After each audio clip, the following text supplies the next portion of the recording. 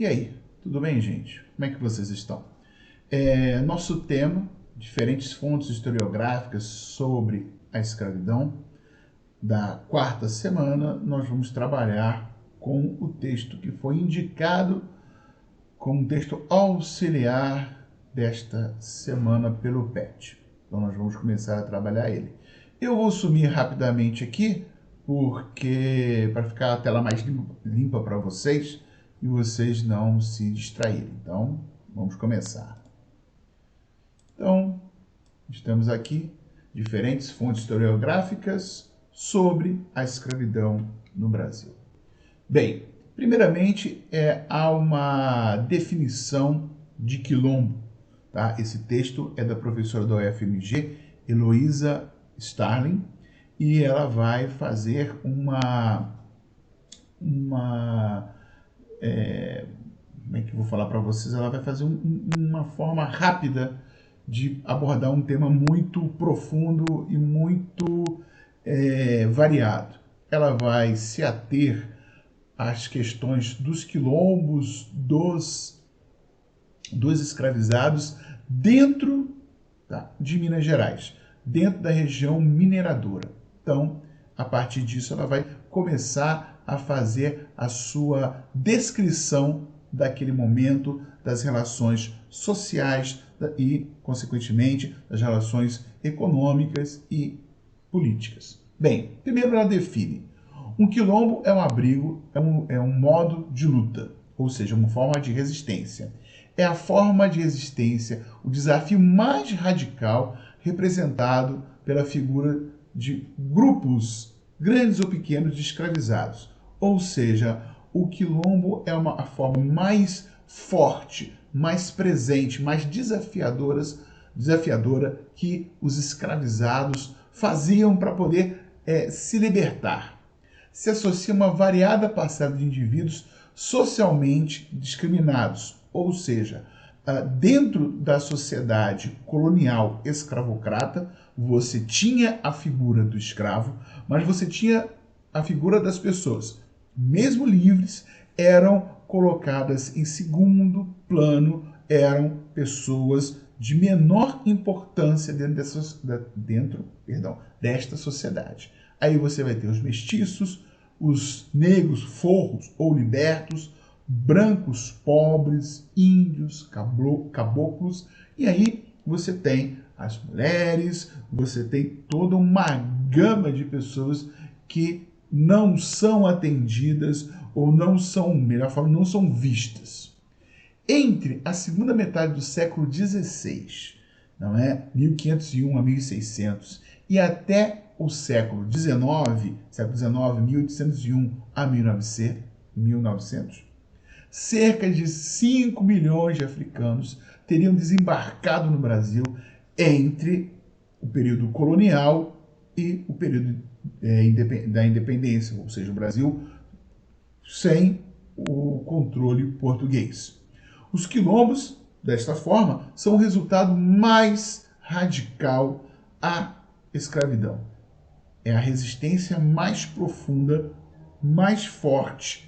É este processo de luta que o resultado é um quilombo. A América Portuguesa, esses quilombos são chamados de mucambos. A palavra mucambo significa esconderijo. Já a palavra quilombo é um termo utilizado, uma palavra utilizada, especialmente em Angola, para dizer de um tipo de acampamento fortificado e militarizado. Ou seja, o quilombo é uma fortaleza. Essa ideia de fortaleza vai ser trazida para o Brasil, vai ser implementada na colônia como uma forma de resistência à escravidão.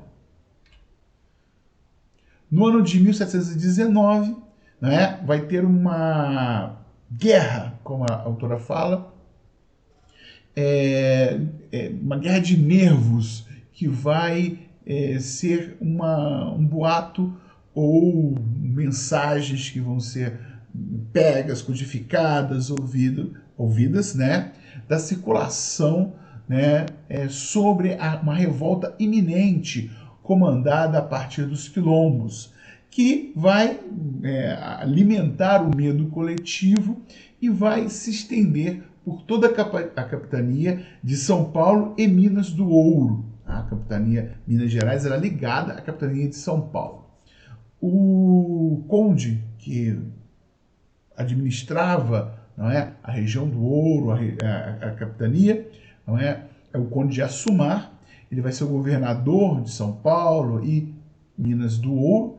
Vai relatar a possibilidade de uma revolta generalizada e afirmava, palavras do conde de Assumar, tendo-se ajustado entre si a maior parte da negraria destas minas e levantam-se contra os brancos.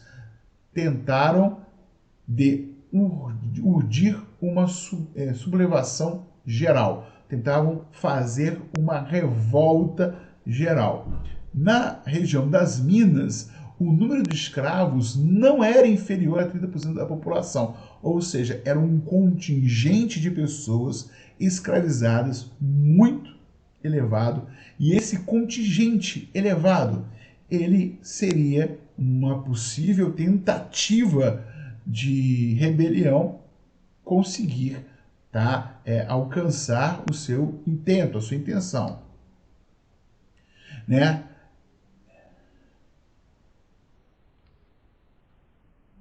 Vamos lá. Então, esses quilombos eram frequentes. Predominavam refúgios, né, relativamente pequenos e nem por isso menos perigosos. Por serem pequenos, eram mais móveis, eram mais difíceis de serem encontrados no meio da floresta, no meio da mata, não é? Eles se camuflavam melhor, tá? Então eram assim, a sua invisibilidade era o perigo. As melhores possibilidades de sobrevivência e de autonomia são favorecidas pela rede de conexões sociais que esses escravizados fugidos vão estabelecer com as populações vizinhas. Esses quilombos, eles não eram isolados, eles tinham uma dinâmica de comércio e de exploração até mesmo do ouro de forma clandestina. Então esse ouro, clandestinamente, ele era explorado e era comercializado. Isso dava aos quilombos uma autonomia econômica bastante interessante. Portanto, existia uma impressionante variedade de personagens e tipos sociais que vão transitar em torno e entre os quilombos, né? E não necessariamente eram de negros cativos, né? Você vai ter na capitania de Minas uma complexa rede social com apoio de múltiplas maneiras, e esses relacionamentos são cultivados, tá, e mantidos pelos quilombos ou pelos quilombolas. Tá?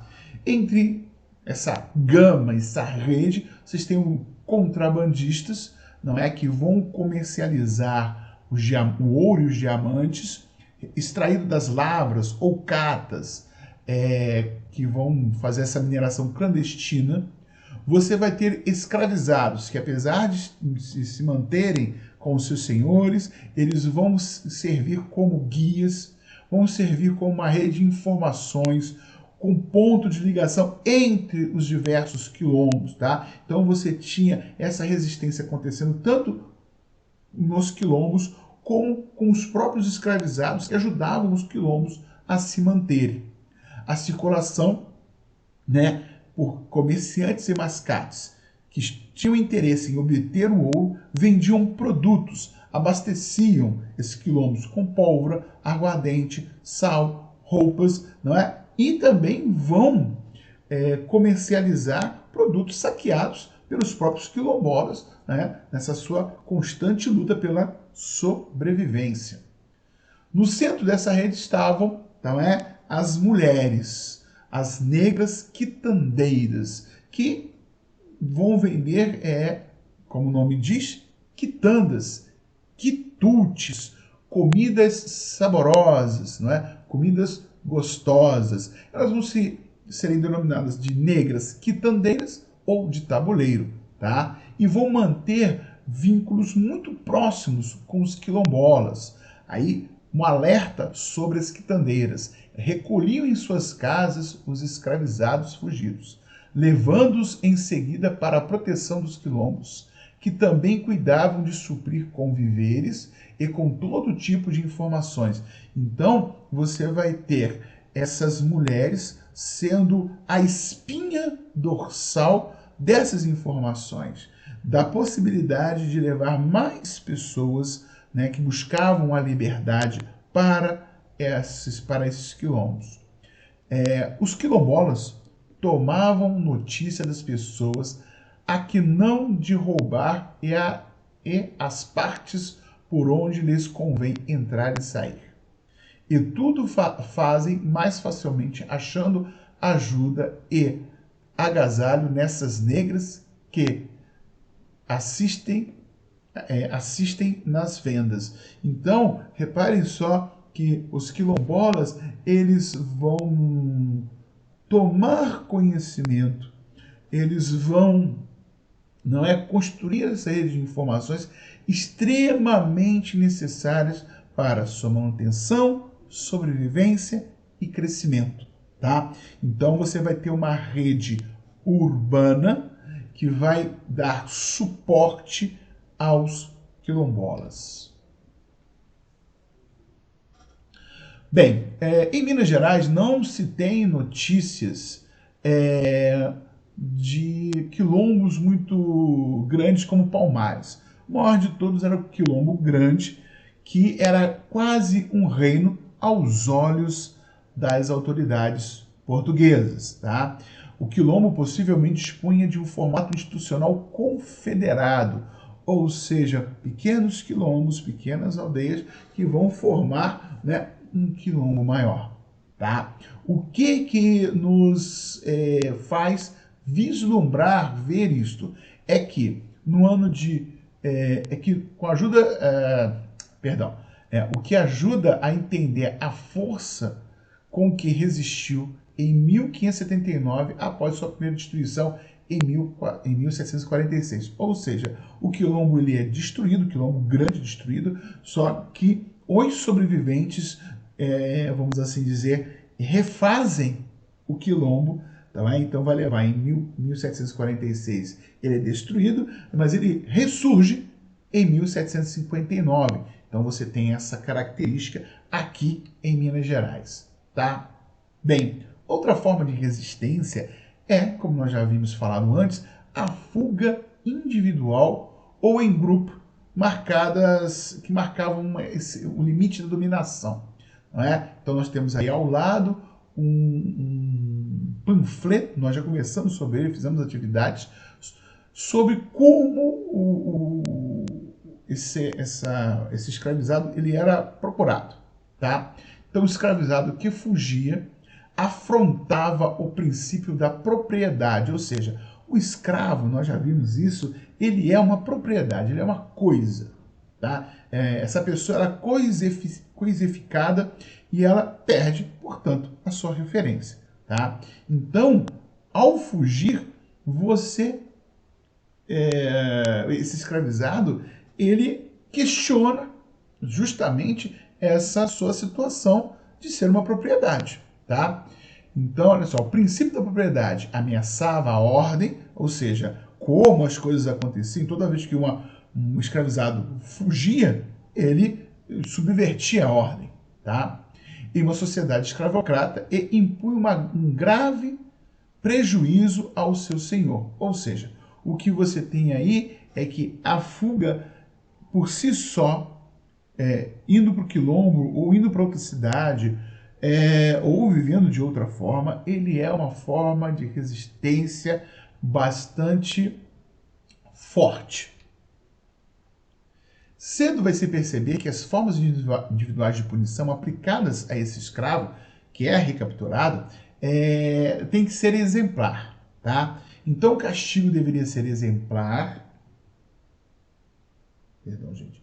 O castigo deveria ser exemplar tanto no aspecto punitivo quanto para prevenir novas fugas, não é? Então você vai ter aí uma atitude de fazer um controle através do medo, não é? Então, a forma de repressão, a estratégia de repressão usada para evitar que esse escravo fuja vai ser uma punição exemplar, uma punição que dê medo, não é? De novo, não é? O governador Assumar vai argumentar: se não lhes podia tirar os pensamentos e os desejos naturais de liberdade, ou seja, o Conde Assumar está falando assim, olha, naturalmente esse escravizado quer a sua liberdade, como qualquer um, não é? Era urgente fazer uso dos remédios violentos tão preciosos a uma canalhada tão indômita. Perdão. Então você vai ter aí, falando assim, olha assim, ó, falando assim, que os remédios violentos, que a forma de você coibir, impedir essas fugas, é falando que pior do que a vida como escravo é a punição como escravo, tá? Então você tem essa característica, tá? Entre esses remédios, ele recomendava autorizar o corte do tendão de Aquiles para evitar a fuga do escravo. O tendão de Aquiles é aquele nervo que você tem, aquele músculo, não sei dizer, acho que é um nervo, que você tem no seu calcanhar, aquele que faz a ligação do seu calcanhar com o pé. Então, quando você corta aquilo, a pessoa nunca mais corre, ela só consegue andar mancando. Então, você tem essa coisa horrorosa que era feita. Toda pessoa que lhes der alojamento ou souber onde estão os ditos quilombos e não avisar, sendo branco, será açoitado pelas ruas públicas e degradado, mandado para Benguela.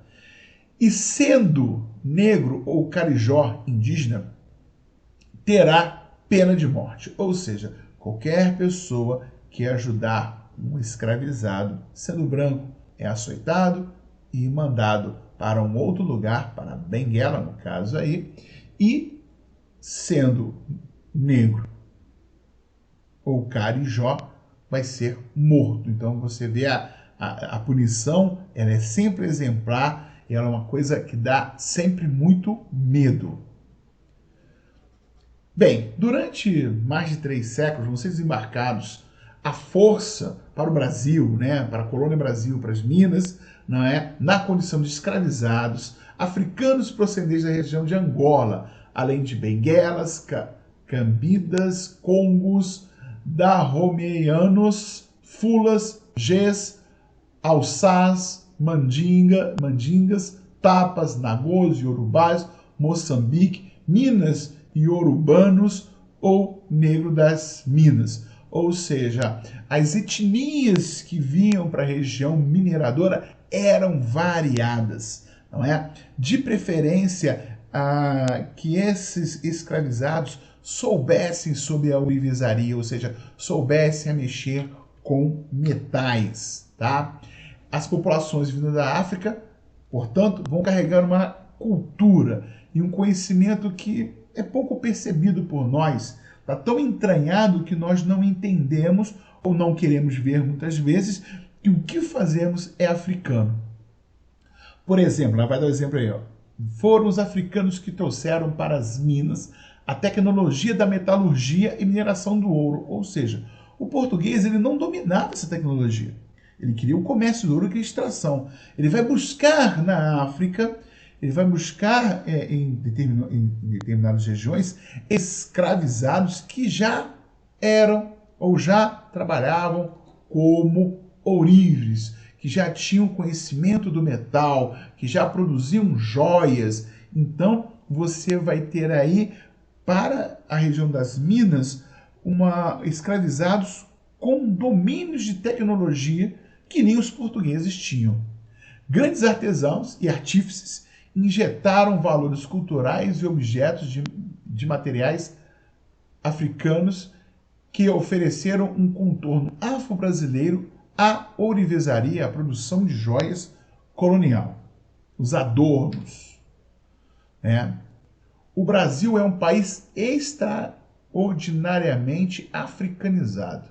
E só quem não conhece a África pode escapar ou não querer ver o quanto há de africano nos gestos, nos sons, nas maneiras de ser e de viver e no sentimento de liberdade do mineiro que somos hoje, não é? Então, Minas Gerais, ela é muito africanizada. Ela tem essa característica que, por muitas vezes, por causa do racismo, por causa da opressão, nós negamos.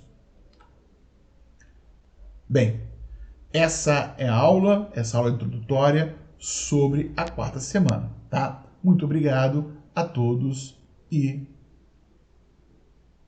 espero que estejam todos bem.